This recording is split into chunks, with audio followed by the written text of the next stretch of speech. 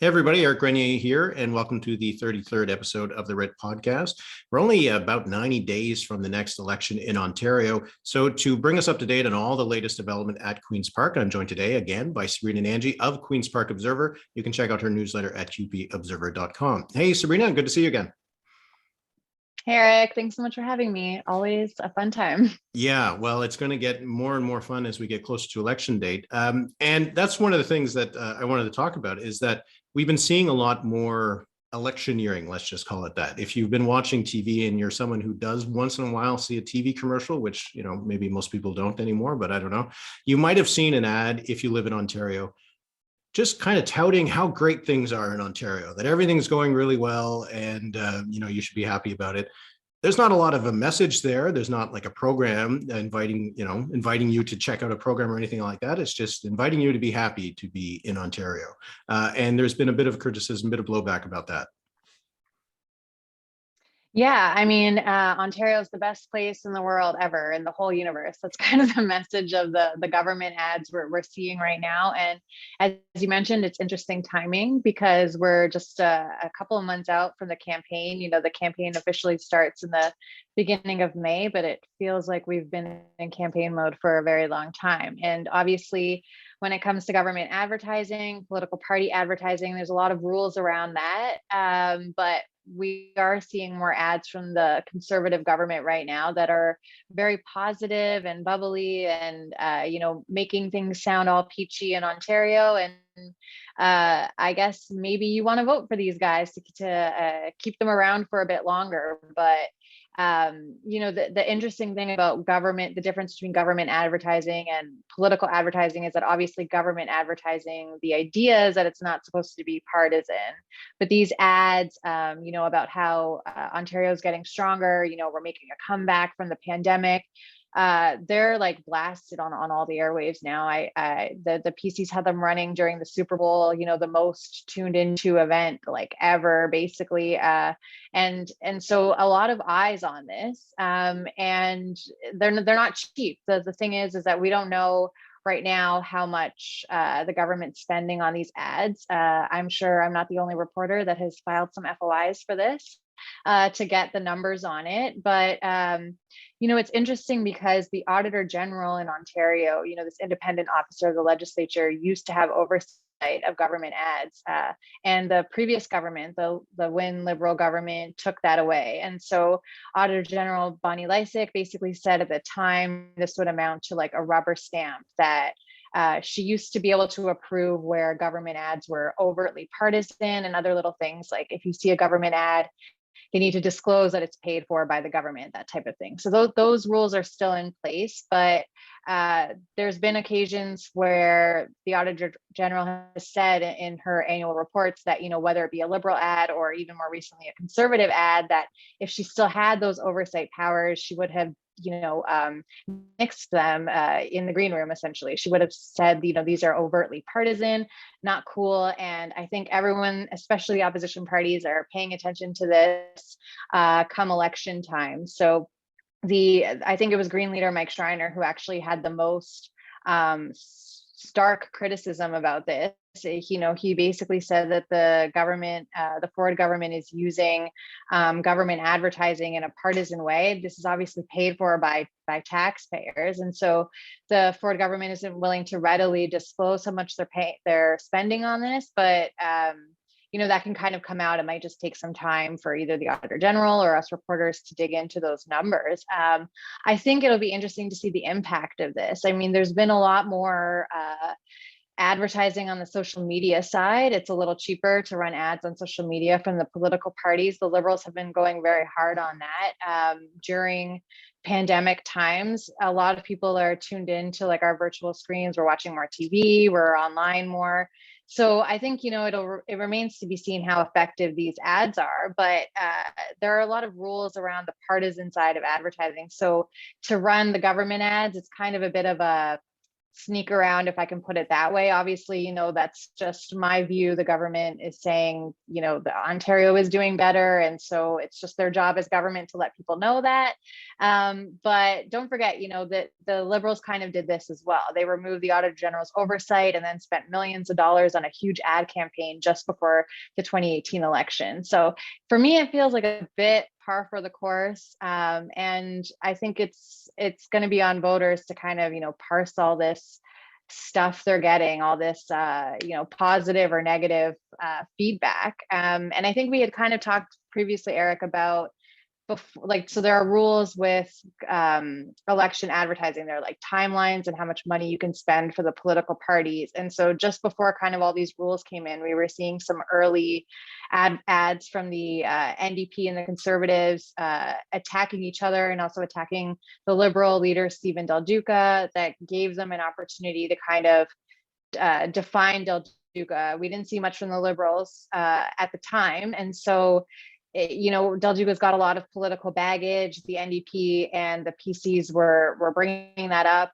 in their ads, along with images of Del Duca looking awkward in a Zoom call, just waiting for a Zoom call to start. Like and what we, right, exactly. Yeah, I'm still there too. I mean, it's very relatable in a way, but when your political opponents are the ones, listing your political baggage, things like putting go stations in your riding when experts are saying they're not supposed to go there, trying to override local rules to get a backyard pool, and then you're looking awkward in a Zoom call. Basically, it was pretty effective. I mean, the party's internal polling and also public polling kind of show that the negative numbers for Del Duca went up, that his disapproval went up right after those ads. So I'm really interested to see the polls, around all of this. But I think that generally speaking, the public is kind of a bit more forgiving to the Ford government right now in pandemic times. Most people I'm talking to are like, well, the Ford government did the best they could. They're willing to give them another chance. So I think it'll be interesting to see how effective these ads are. I think a lot of people probably already have their minds made up right now, but it's going to be a barrage of more ads to come. Government, partisan, you name it. Yeah. And as you said, I mean, every government takes advantage of being in government when they can, especially ahead of an election. We see this from the federal government. We see this in lots of different provinces. So it's nothing new, but it's just, we have seen it. And I've just noticed how much I've seen these ads. I've seen them also in French. So they're putting them in both English and French. And I do know, one of the things, just a tiny little thing that I find interesting, is that they mentioned the North. They mentioned that there's investments in the North or something to do with the North in these ads. They don't mention any other part of the provinces, as far as I can remember. So it suggests to me that the PCs must see something there, that they must have a reason to talk about Northern Ontario, because they think that maybe there's some ridings there they have to protect, or something they can win. Because, if you're someone living in Toronto, hearing that they're investing in the North, probably not going to make a lot of difference in your vote. Yeah, and no, you're right. Like this is going to be played out. This election is going to play out like there's 124 seats. It's going to be a regional battles is what it's going to come down to. And the North is typically NDP territory, but there's a lot of incumbents that aren't running again for the NDP. The same goes for the Conservatives too. But that's one area where the Conservatives, they've had their candidates nominated for a while now. Those people have been hitting the pavement over the last months, knocking on doors, getting to know people there. And so this is typically NDP territory, but we all know incumbents have a bit of a leg up just naturally. You get to run on your record, there's name recognition, that type of stuff. And so there's a gap to fill there. And obviously the PCs believe they can pick up there too. And if you're watching these ads in Toronto, typically, I think what we'll see is what we've kind of seen historically. It's going to, the battle is going to be between the Liberals and the NDP there in Toronto. Maybe when you get to the 905, it becomes a bit more competitive, but I think the North is certainly something that the Conservatives are setting their sights on. So it's not surprising that you're seeing them pump up the announcements that they've been making there.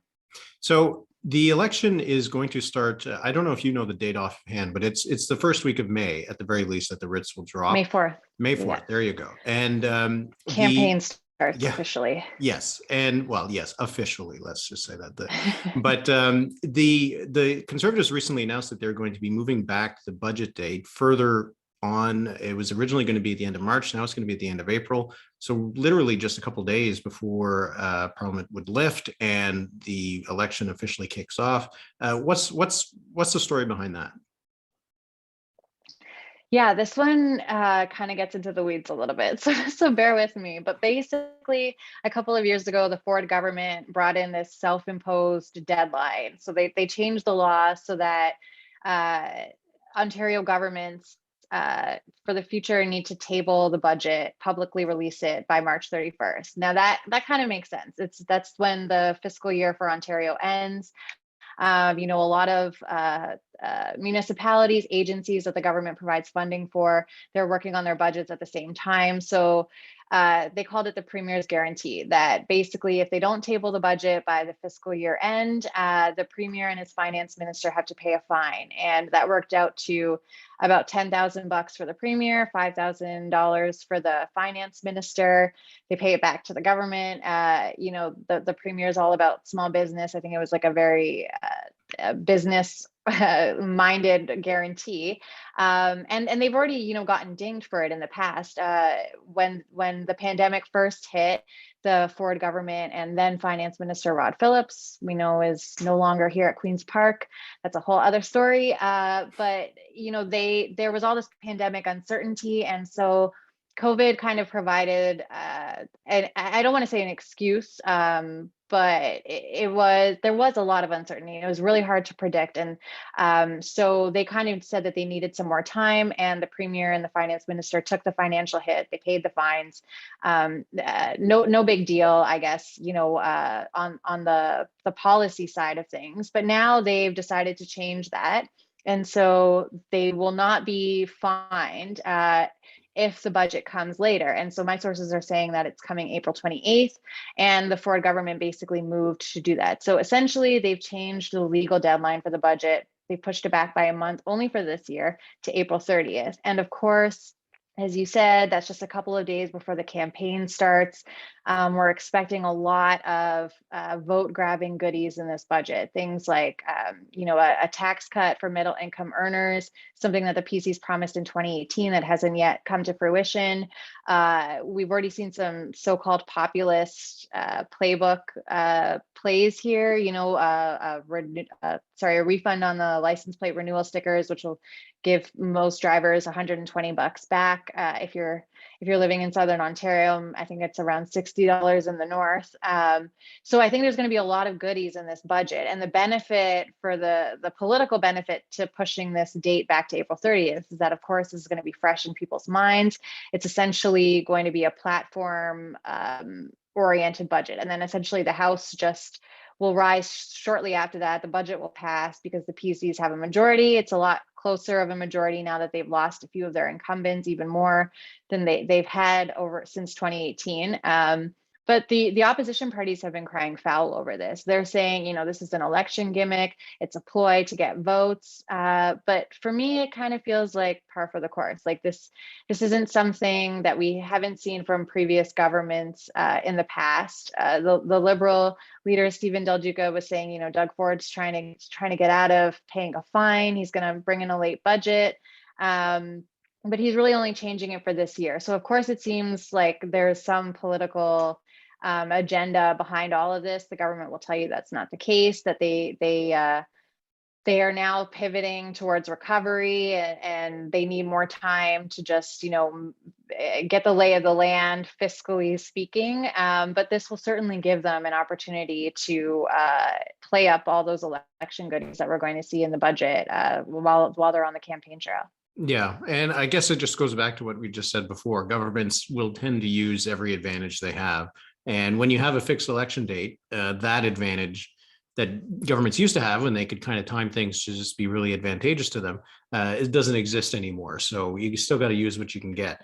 So let's move on just to the opposition, because I wanted to talk about one of the things that I noticed, that on Monday, Andrew Horwath will have a 13-year anniversary as leader of the New Democrats, which is a really long time. There actually isn't another federal or provincial party leader in the country that has led their party for that long. She's had 3 elections now. She hasn't won any of them, though the last one, they rose back to official opposition status, which is obviously, a big thing for the NDP. But after 13 years, is this election more or less make or break for her? If she doesn't win in her 4th election, would she even want to stick around? And would the party want her to stick around? Is this kind of it for her? Win or go home? I mean, what you're saying, like that's certainly the speculation around Queen's Park and the buzz. Like we've already been hearing about who could replace Horvath, if things don't go so well for her. And I think it's going to come down to how the Liberals perform too. Like, especially in the GTA, the 905 Toronto proper, like the battles are between the NDP and the Liberals for a lot of those ridings. And so if there's a situation where, Horvath loses official opposition status and the Liberals come in, or they lose a lot of seats and the Liberals pick up, I think that her leadership is certainly going to be questioned. But from the grassroots, I mean, Andrea just had a leadership review. She got over 90%. She always does so well within her own party, and everybody seems to like her. Even as you'll know, like when it comes to the public polling, popularity wise, personally speaking, Andrea always performs very well, but she has just somehow not been able to turn that out. Obviously, with the exception of 2018. In the general election. Like obviously 2018 was a change election. It was about sending the Liberals a message. And so I think there were a lot of ridings, especially like in my riding, Toronto St. Paul's has been Liberal for so long. Jill Andrew, the NDP MPP, I think people really like her from what I'm hearing from my neighbors and folks around here. But that was one of the surprising ones too. And so I think that for Andrea, she might want to bow out herself too. I mean, from my view, personally, it seems like she is getting a bit tired. She's not as sharp or as quick. And with someone like Stephen Del Duca, he's new to the role. He's got this kind of different fire that you get when you're new to that position. And there's already all this buzz about who could replace Andrea. Mart Stiles from Davenport. Sarah Singh from Brampton. These are all rookie MPPs, but folks who have, really prove themselves, I think, and they perform well. I'm always interested to see who's working on their French. That's how someone might be running for leader. And I have to say, Andrea's French, even she'll admit, it's not the greatest. And you mentioned she's been leader for over a decade, so. I think she's certainly had time to work on that, but I think that you wouldn't be wrong in assuming that this might be her last campaign. Of course, if she forms government, she'll stick around. There's no doubt about that if she becomes premier. Yeah, that's usually how it works. So that would be the way that she would do that. So I wanted to move on to something not at the provincial level, but related to what's going on in Queen's Park, because we have the Conservative leadership races now happening. We just had the rules actually come out recently. And interestingly, the membership cutoff date will be June 3rd, just after the elections in Ontario, which could have some impact on terms of volunteers and organization in Ontario. But there has been talk about 2 candidates who well. So Roman Weber is one of them who has suggested that he might be running. He's currently sitting as an independent. I don't think he would be a major candidate. But what I wanted to talk about in particular was Patrick Brown. So he used to be the Ontario PC leader, and you can talk a little bit about how that went for him. But he's now the mayor of Brampton, and he seems to be interested. I saw today a report that once the rules of the leadership came out, one of his people said that they like the rules. So we'll see if he actually does run. But how is he seen in the party? Because his ouster was pretty dramatic. Yeah, no, I think Patrick Brown is a very compelling candidate. But from what I'm hearing is that he doesn't know. Like my sources, close to Patrick Brown, they're saying that he's not sure what he's going to do. So, but when it comes down to it, it's a very high stakes bid for Patrick Brown. Like he's doing well at the mayoral level.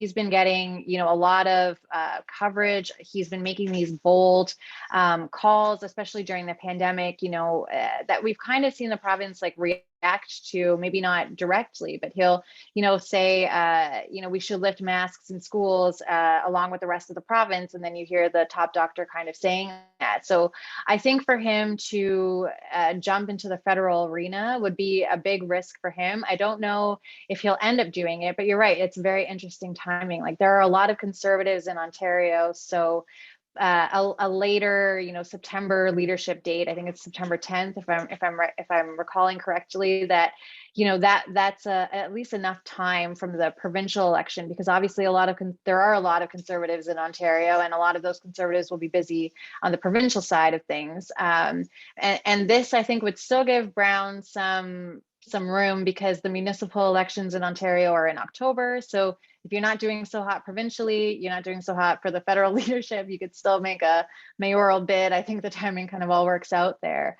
But you're right, Patrick Brown kind of left the PC party in Ontario in this whirlwind, dramatic Me Too moment. And when he was like kind of running out of Queen's Park in this, one of the most dramatic moments that I've ever experienced as a reporter, at the legislature, a late night press conference, and not answering our questions after calling the press conference, and having all these images of running out of the building. Like, those photos are still coming back. So, Patrick Brown is not without his political baggage, but he's also very progressive. And I think, as we've always seen with federal conservative leadership races, there's always some soul searching to do here. And so I think Patrick Brown is more emphasis on the progressive conservative, like he's more capital P progressive on that side. So we'll see how that plays out, especially in Western Canada.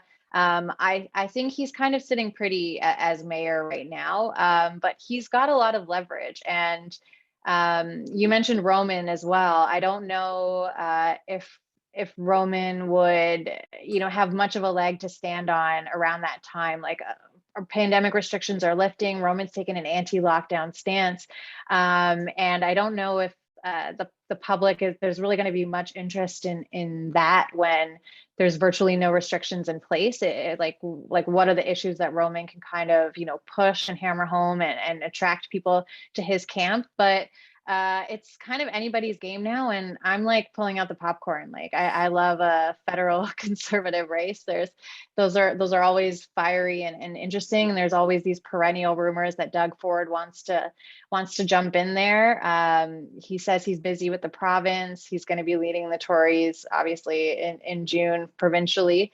But if it doesn't work out so well for the premier, I think he could also make a federal bid too. And I'm here for it.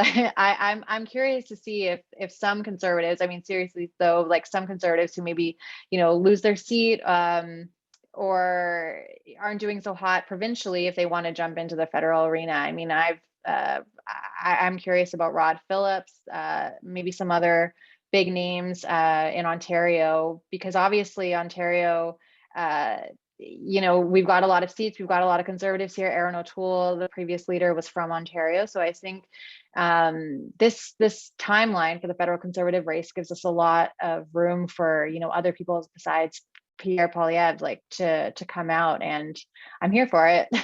Yeah, no, it'll be once the Ontario election is over, then we'll still have plenty to talk about. So that's always fun for people who are watching politics. So, I guess we'll chat again in maybe in a few weeks or in the next month or two about the election as we get closer and closer to it.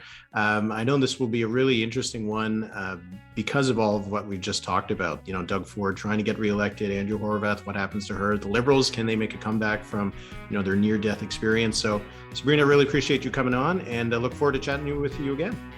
Thanks so much for having me, Eric. Thanks again to Sabrina Nanji for that discussion, and you should check out her newsletter at qpobserver.com. That'll be it for the Writ Podcast this week. If you do like this video, I hope that you will share it and you will subscribe to this YouTube channel, and I'll see you next week.